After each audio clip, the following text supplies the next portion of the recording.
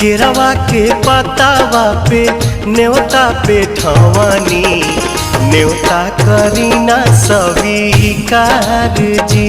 हाँ लिहिना या रख मोर आदित्य गोसाइया, परती के सुन ली पुकार जी।